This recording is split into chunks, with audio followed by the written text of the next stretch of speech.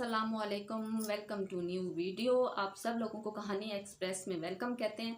कैसे हैं सारे मेरे घोने मोने शोने प्यारे प्यारे बच्चे और मेरा शेरू मुन्ना, कैसे हो आप सब लोग? और उम्मीद है कि आप लोगों को कहानियाँ पसंद आ रही होंगी। तो आज की कहानी भी बहुत ज़बरदस्त है, बहुत ही अच्छी है। यकीनन आपने पहले सुनी होगी लेकिन आज आप नए स्टाइल में सुनोगे। आज की कहानी का नाम है अली बाबा 40 चोर। तो कहानी सुनने से पहले चैनल को सब्सक्राइब कर दे ताकि इसी तरह की आपको कहानियाँ रोज़ मिलती रहें। और लाइक कीजिए वीडियो को और कमेंट्स करके बताना है आपने कि आपको कैसी लगी आज की स्टोरी। चलें जी जनाब, स्टोरी शुरू करते हैं। सारे बच्चे अटेंड हो जो जनाब, आज की स्टोरी बहुत ही अच्छी है। तो क्या होता है स्टोरी में, सबसे पहले कि किसी गांव में एक ताजर रहता होता है।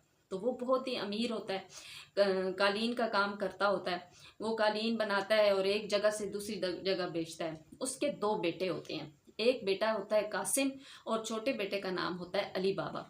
अब जो कासिम होता है वो बहुत ही ज़्यादा लालची और चालाक होता है, जबकि अली बाबा बहुत ही भोला सा और बहुत ही अच्छे दिल का इंसान होता है। क्या होता है कि कुछ दिनों के बाद वो जो ताजर होता है वो बीमार हो जाता है बहुत ज़्यादा। तो उसके बच्चे बहुत ज़्यादा परेशान हो जाते हैं। अली बाबा बहुत खिदमत करता है अपने बाप की, लेकिन क्या होता है कि वो ताजर फौत हो जाता है। अब जो बड़ा बेटा होता है कासिम, वो बहुत ज़्यादा लालची होता है और बुरा होता है। वो क्या करता है, धोखे से सारे कारोबार पे कब्जा कर लेता है और एक बहुत ही अमीर औरत से शादी कर लेता है। और उसकी जो बीवी होती है वो भी बहुत ज़्यादा लालची होती है। अब वो क्या करते हैं कि वो अपने छोटे भाई से पहले तो उसके उस पर बहुत जुल्म करता है, सारे घर का काम करवाता है उससे। फिर क्या करता है कि जब वो शादी कर लेता है कासिम, तो वो अपने छोटे भाई अली बाबा को उसके बीवी बच्चों समेत घर से निकाल देता है। उसे कहता है तुम जाओ, निकलो इस घर से, ये मेरा घर है, तुम अपना अलग हो जाओ। तो अली बाबा बहुत ज़्यादा उदास और दुखी होता है, लेकिन क्या कर सकता है बेचारा, वो बहुत भोला होता है। वो अपने बीवी बच्चों को लेके चला जाता है और एक छोटे से घर में रहना शुरू कर देता है। तो वो बहुत सादा होता है, उसको ज़्यादा पैसे कमाने भी नहीं आते, ज़्यादातर उसके बीवी बच्चे भूखे ही रहते हैं। इसी वजह से वो क्या करता है कि साथ वाले जंगल में जाता है, वहाँ से लकड़ियाँ काटता है, फिर उन्हें साथ वाले गाँव में बेचता है। जो थोड़े बहुत पैसे आते हैं उनसे अपने घर का गुजारा करता है। एक दिन क्या होता है कि वो जंगल में लकड़ियां काट रहा होता है, एकदम से उससे बहुत ज़्यादा घोड़ों की आवाज़ें आ रही होती हैं, ज़ोर ज़ोर तेज़ तेज़ घोड़े भागने की आवाज़ें आ रही होती हैं। वो जल्दी से देखता है, उससे क्या देखता है कि 40 घोड़े भागे जा रहे होते हैं और 40 घोड़ों के ऊपर जो घोड़ा सवार होते हैं वो बैठे होते हैं और उन्होंने बहुत बड़े बड़े बोरे ऊपर रखे होते हैं ना, अपने अपने घोड़ों के ऊपर। अली बाबा छुप के ये सब देख रहा होता है एक दरख्त के पीछे। उसे समझ आ जाती है ये तो डाकू हैं। वो आहिस्ता आहिस्ता उनका पीछा करता है। थोड़ी दूर जाके वो एक बहुत बड़े गार के पास जाके सारे डाकू रुक जाते हैं। अली बाबा बड़ा हैरान होता है, कहते हैं जंगल में ये तो गार है। वो दरख्त के पास चुपके से खड़े होके सारा कुछ देखने लग जाता है कि ये डाकू क्या करते हैं। इतनी देर में डाकुओं का एक सरदार गार के दरवाजे के पास आता है। गार का दरवाजा होता है एक बड़े से पत्थर से ऐसे बंद होता है ना। तो वो क्या कहता है सरदार, ऊंचा ऊंचा कहता है, खुल जा सिम सिम, खुल जा सिम सिम, खुल जा सिम सिम, ऐसे कहता है 3 दफ़ा। तो वो गार का दरवाज़ा हट जाता है और वो अंदर चले जाते हैं। वो फिर अंदर जाके यही मंत्र पढ़ते हैं, बंद हो जा सिम सिम, बंद हो जा सिम सिम, 3 दफ़ा पढ़ते हैं, वो दरवाज़ा बंद हो जाता है। अली बाबा को उनका राज पता चल जाता है, वो गार के दरवाज़ा खुलने का और बंद होने का। थोड़ी देर बाद डाकू सारे वापस उस गार से बाहर आते हैं और इसी तरह ऊंचा ऊंचा कहते हैं, बंद हो जाएगा सिम सिम, बंद हो जा सिम सिम।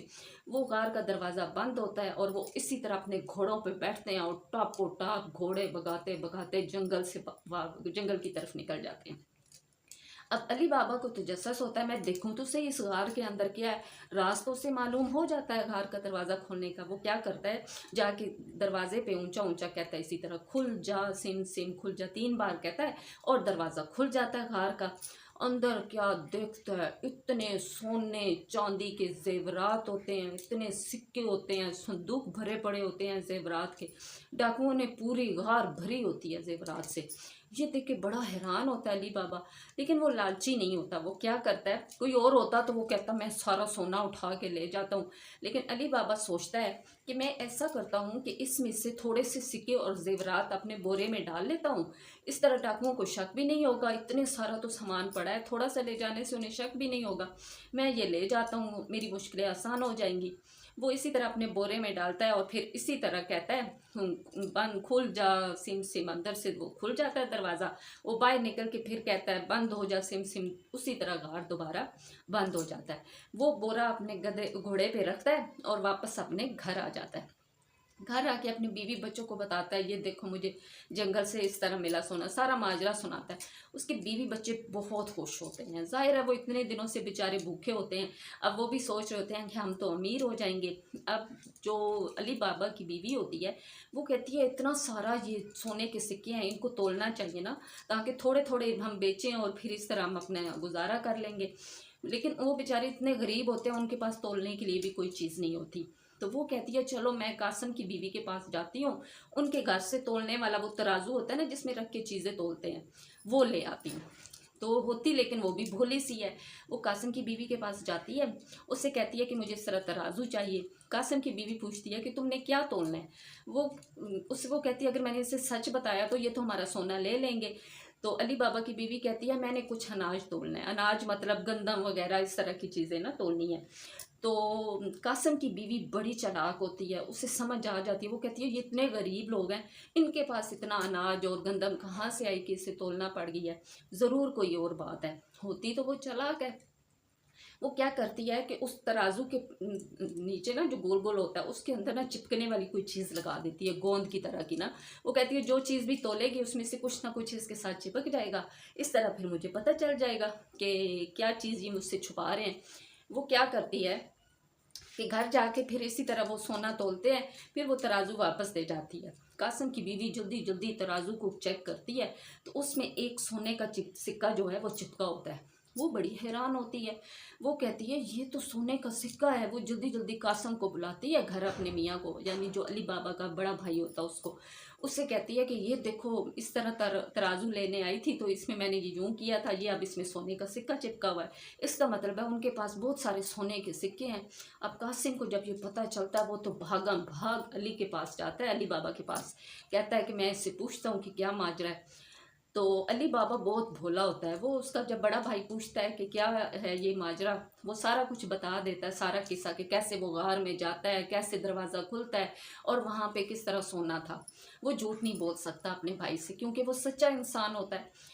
तो कासिम तो बड़ा दिल दिल में उसके इतना लालच आ जाता है, बड़ी मुश्किल से रात गुजारता है। वो कहता है मैं तो सुबह सुबह जाऊंगा गार में और जाके देखूंगा कि कितना सोना है, मैं तो अमीर हो जाऊंगा। पूरी रात भी लालच की वजह से यही सोचता रहता है।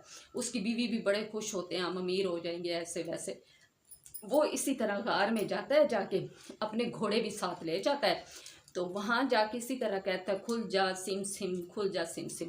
3 दफ़ा कहता है, गार का दरवाज़ा हट जाता है। वो भी अंदर जब देखता है उसकी आंखें फटी की फटी रह जाती हैं, इतना सोना जेवर देख के वो बड़ा खुश होता है, जल्दी जल्दी बोरों में भर लेता है। अब वो कहता है, बड़ा सोच रहा होता है कि मैं तो ये बोरों में ले जाऊंगा, मैं तो अमीर हो जाऊंगा सबसे ज़्यादा।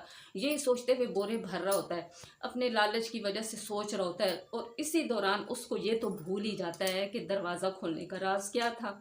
वो बड़ा याद करता है कि कैसे कहूँ खुल जा सिम सिम, कुछ उसको ये याद ही नहीं आ रहा होता, भूल जाता है। इतनी देर में डाकू आ जाते हैं बाहर। डाकू उसी तरह अपना वो मंत्र पढ़ते हैं, दरवाज़ा खुलता है। आगे क्या देखते हैं कि घोड़े जो इनके ऊपर बहुत सारा जेवर लादा होता है, वो खड़ा होता है कासिम। उनको बड़ा गुस्सा आता है। वो उसी वक्त तलवार निकालते हैं और कासिम को कत्ल कर देते हैं और फिर वापस चले जाते हैं। गार बंद हो जाता है।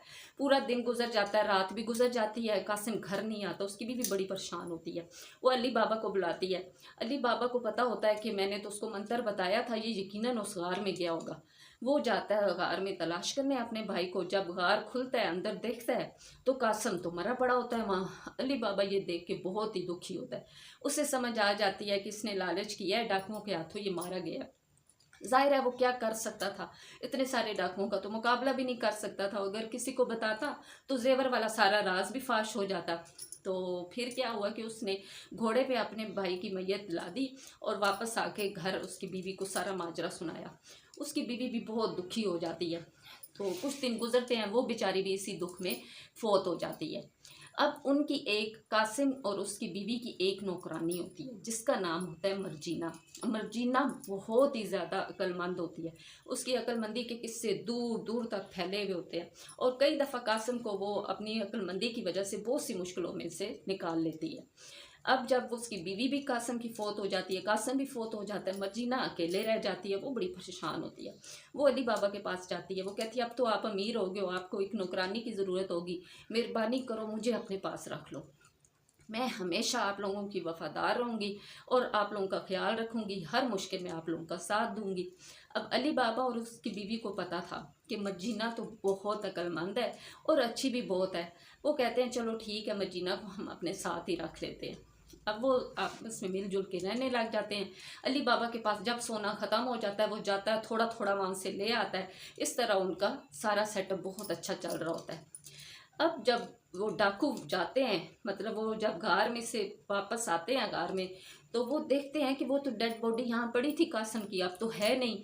वो बड़े परेशान होते हैं, वो कहते हैं घर के अंदर से कैसे जा सकती है मैयत, गायब कैसे हो सकती है। तो फिर उनको शक होता है कि यकीनन हमारा राज इस गांव में किसी न किसी को मालूम हो गया है, कोई है जो जानता है। वो जो डाकुओं का सरदार है वो एक डाकू को कहता है कि तुम साथ वाले गांव में जाओ और उनसे पूछो कि इन दिनों में किसके घर मैयत हुई है। जिस घर में वो पता चलेगा कि फोतगी हुई है, उसी वही घर है, उसी को राज मालूम है। तो उसको फिर हम रात के अंधेरे में जो है उस घर के ऊपर तुम निशान लगाना, रात के अंधेरे में हम जाके उन सबको कत्ल कर देंगे, इस तरह उनके साथ ही हमारा राज भी ख़त्म हो जाएगा। अब वो डाकू आता है, इसी तरह पूछता है, उसे पता चल करने पे मालूम होता है कि वो अली बाबा का घर होता है। वो क्या करता है कि अली बाबा के घर के बाहर दरवाजे पे एक ऐसे क्रॉस का निशान लगा के आता है, यूँ क्रॉस जैसे होता है ना, निशान लगा के आता है कि रात में आऊँगा फिर हमें मालूम होगा और इसी घर वालों को हम पकड़ के कत्ल कर देंगे। अब थोड़ी देर के बाद मर्जीना आती है, वो जब दरवाजे पे देखती है क्रॉस का निशान तो उससे समझ आ जाता है, वो क्योंकि बहुत अक्लमंद होती है। वो कहती है हो ना हो ये डाकुओं का काम है और वो निशान लगा गए हैं ताकि वो अली बाबा को और उसके घर वालों को कत्ल कर सकें। वो क्या करती है कि गांव में जितने घर होते हैं ना उनके दरवाज़ों पे ऐसे ही क्रॉस का निशान लगा देती है। वो कहती है आप डाकू रात को आए भी तो उन्हें वो ढूंढेंगे, वो तो हर घर के ऊपर क्रॉस का निशान है, उन्हें तो अली बाबा का घर मिलेगा नहीं। वो इसी तरह यूं ही होता है कि रात को जब डाकू आते हैं तो वो हर घर पे क्रॉस का निशान बना होता है। इस तरह वो भूल जाते हैं कि वो घर पता नहीं कौन सा था। वो वापस जाके अपने सरदार को सारी कहानी सुनाते हैं। अब सरदार को बड़ा गुस्सा आता है, वो कहते हैं ये तो बड़े चालाक लोग हैं। सरदार कहते हैं अब मैं खुद इस वाक़या को देखूंगा, मैं खुद इस ख़ानदान को ख़त्म करूंगा। बड़ा उससे गुस्सा आता है। वो एक ना पूरा प्लान तैयार करता है सरदार जो होता है डाकुओं का। वो क्या करता है कि एक सौदागर बनता है। सौदागर मतलब जो सामान एक जगह से ले जाके दूसरी जगह दूसरे शहरों में बेचते हैं उसको बोलते हैं। तो वो क्या करता है कि बहुत बड़े बड़े ना मटके लेता है और उनमें अपने जो 40 साथी होते हैं ना डाकू, उन सबको बंद करता है और उनको घोड़ों पे लाद लेता है। और एक जो मटका होता है ना उसके अंदर तेल भर लेता है, वो पूरा बड़ा सा मटका तेल का भरा होता है। वो क्या बन के जाता है, तेल का सौदागर, यानी तेल बेचने वाला। एक शहर से दूसरे शहर वहाँ जाता है। वो इसी तरह पता करता है, लोगों से पूछता है कि कौन सा घर था जिस घर में कुछ अर्से पहले फोतगी हुई थी, या इस तरह उनको मालूम हो जाता है। वो जाके अली बाबा के घर का दरवाज़ा बजाता है और उसे कहता है, झूठ मूठ बन के कहता है मैं एक सौदागर हूँ, तो मैं तेल दूसरे शहर ले जाके बेचता हूँ। मैं थक गया हूँ बहुत ज़्यादा, ये मेरे साथ घोड़े भी हैं और मटके हैं, तो घोड़े भी बहुत थक गए हैं, मैं थोड़ी देर आराम करना चाहता हूँ। मैंने सुना है कि आप बहुत सखी हैं, तो थोड़ी देर के लिए मुझे रात यहाँ गुजारने दें। अली बाबा सुनते, वो अली बाबा तो दिल का बहुत अच्छा है। वो कहता है अच्छा ये तो बहुत दूर जाना है इन्होंने, ये थक गए होंगे, कोई बात नहीं मैं इनको पनाह दे देता हूँ।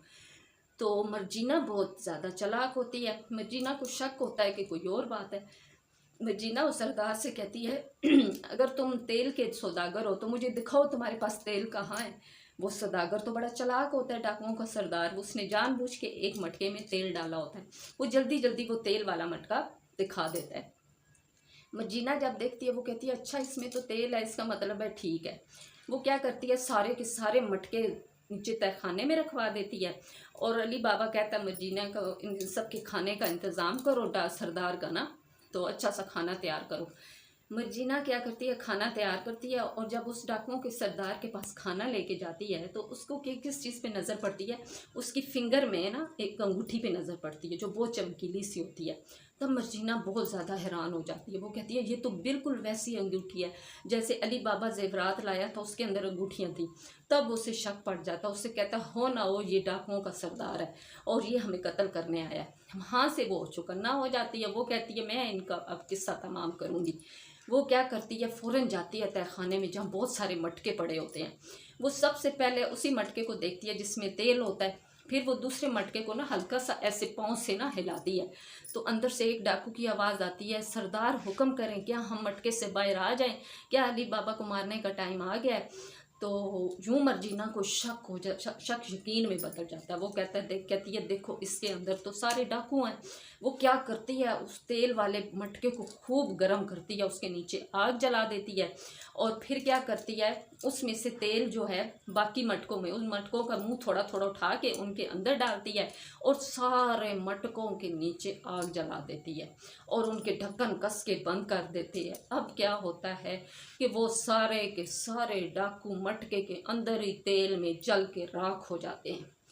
अब जो है वो उस डाकुओं का सरदार वो आता है तहखाने में चुपके चुपके से। जब वो कहता है कि आप सब सो गए हैं, वो तो जाग रहे होते हैं, ऐसे ही उन्होंने झूठ मूठ कर लेटे होते हैं। मर्जीना, अली बाबा और उसकी बीवी मर्जीना उनको सब बता देती है कि ये डाकुओं का सरदार है। वो जब जाता है तहखाने में, मर्जीना भी एक बहुत बड़ा खंजर लेके उसके पीछे पीछे आती है। जब डाकू ऊंची सी आवाज़ लगाता है, मेरे साथियों निकलो मटके से बाहर, अब अली बाबा को मारने का टाइम आ गया है, तो वो कोई भी बाहर नहीं निकलता। वो जब ढक्कन थोड़ा सा उठाता है, देखता है अंदर तो जला पड़ा होता है वो डाकू। इसी तरह सारे मटकों को देखते हैं, सारे के सारे डाकू जल के राख हुए पड़े होते हैं। वो बड़ा परेशान होता है, गुस्से से पागल हो जाता है। इसी तरह कह रहे होते हैं, इतनी देर में मर्जीना पीछे से उसको खंजर मारती है ऐसे, और वो डाकू यूं ही मार जाता है। इस तरह मर्जीना अपनी अक्लमंदी से अली बाबा, उसकी बीवी और बच्चों को उन डाकुओं से बचा लेती है। और इस सब बात से अली बाबा और उसकी बीवी बहुत ही खुश होते हैं और मर्जीना को कहते हैं कि आज से तुम अब हमेशा हमारे साथ रहोगी, लेकिन नौकरानी बन के नहीं, हमारे घर के एक फ़र्द की तरह। इस तरह देखा बच्चों, अक्लमंदी से उसने अपने मालिक को बचा लिया और दूसरी तरफ कासिम ने अपने लालच और बुरी नीयत की वजह से अपने आप को खो दिया। तो इस कहानी से बच्चों आपने क्या सीखा कि लालच हमेशा बुरी बला है, लालच का नतीजा बुरा होता है। इसके अलावा दूसरा सबक ये है कि बुराई का अंजाम हमेशा बुरा होता है। अगर हम दूसरों के साथ बुरा करेंगे तो उसका नतीजा बुरा होगा। कासिम ने अपने भाई के साथ बुरा किया, देखें उसके साथ कितना बुरा हुआ। तो ये थी बच्चों आज की कहानी। तो उम्मीद है आपको अच्छी लगी होगी। इंशाल्लाह कल एक नई कहानी के साथ मिलेंगे। इसके लिए आपको चैनल सब्सक्राइब करना होगा, कमेंट्स कीजिए और बताइए कि कैसी कहानी लगी, और लाइक भी कीजिएगा। इंशाल्लाह कल एक नई कहानी के साथ मिलेंगे। सारे बच्चे अपना ख्याल रखें, बहुत बहुत, अपने वालिदैन का भी, अपने बहन भाइयों का। इंशाल्लाह कल मिलेंगे। अल्लाह हाफिज़।